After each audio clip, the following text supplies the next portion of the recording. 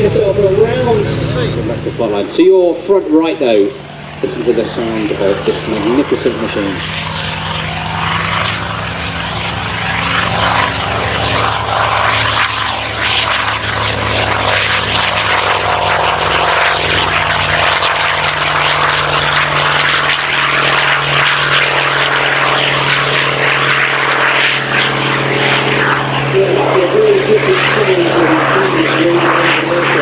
So far, so the 47 Jordan's, the Corsairs,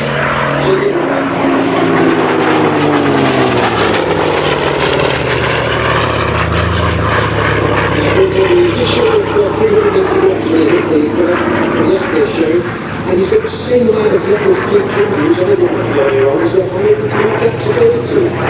Oh, mainly blue. Horse probably got up to about 4,500 feet using all that energy as he tapped in into a huge loop now going around the B-axis of the aircraft, which is nicely showing the yellow underside of this aeroplane. So, based upon the Seafury, which is a naval version effectively of the Hawker Tempest at the end of World War II, this aeroplane actually is a non-navalised Seafury. It was actually built for the Iraqi Air Force, was delivered to them in the late 40s. But it's not a particularly nice colour scheme if you're a British aviation enthusiast, so the owner decided he wanted something a bit more British and appropriate. And as you see these yellow undersides, they are the classic of the World War II years, that they were all the prototype aircraft under test were painted yellow, presumably so you could keep well clear of them in case they disassembled themselves in the air. You also see it has a yellow P painted on the side, that again says that the aircraft is a prototype. Not appropriate to this aeroplane, so it's designed for the Iraqi Air Force, so it's just more appropriate for our airshow visitors. We're demonstrating a Derry turn there how fabulous the ailerons of this aircraft are. When you're pushing those controls against the airflow, and at 400 miles an hour, it can almost feel like it's stuck in concrete.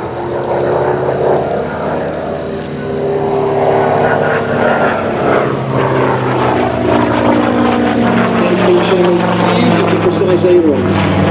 In this airplane, the ailerons are actually connected to the trim tabs, which are small, so they allow Schwarzenegger's biceps to operate.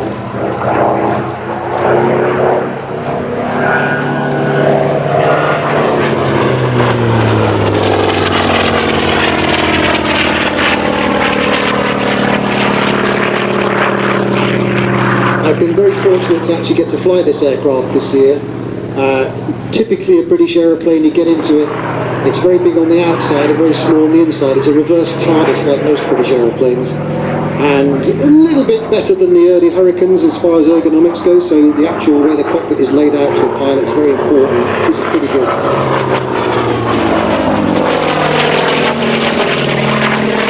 As you see pretty well in the airplane, you look at the cockpit again, it's stripped out of aircraft, it's set right high on top of the fuselage with a sloping forward fuselage going down to the engine, so the view over the nose of the aircraft is very, very good compared to most Second World War airplanes. And of course, this being a Harrier designed airplane, that's again a very important thing to have.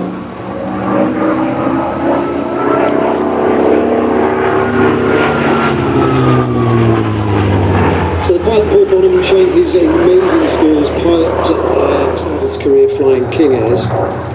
Paul is still an active pilot with British Airways. Well, reasonably active, he's part-time, but he has to fit these things in. Paul lives probably to Bexford.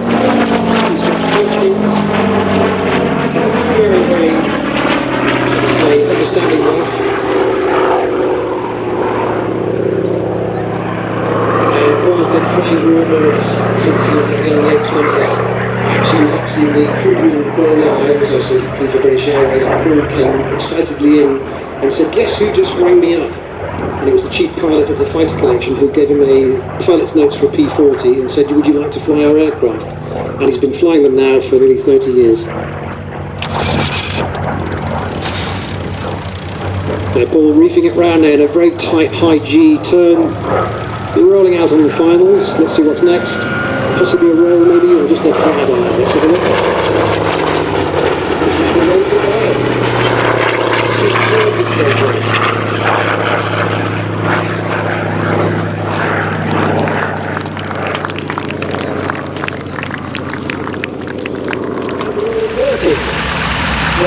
upside down, so just be checking there's no loose articles in the back of all the straps to secure any kind of performance you want to do it. So, setting up the engine, checking for loose articles.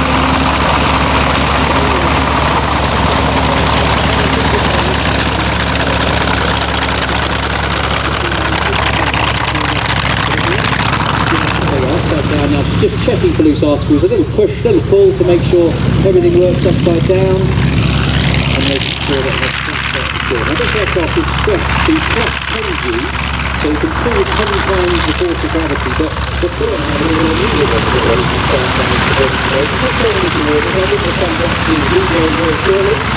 It's starting to put it on our side, but the different G with it, still that G force, it stretches the body quite a lot. You imagine at 10G, everything in the body is 10 times heavier. So you just get the body tuned to how you can stress the stop that blood going down to the foot. It's really easy. Take it out, step on, take down the feet of us.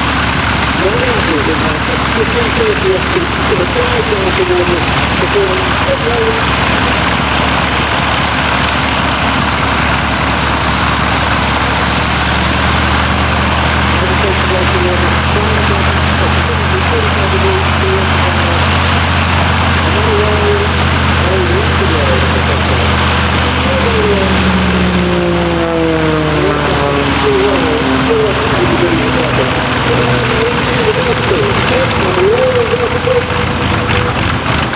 slowly at the vertical now. He's going to transition this into a flat spin. So he gets to the top, he's going to put a nice belly and then start spinning back towards the airfield.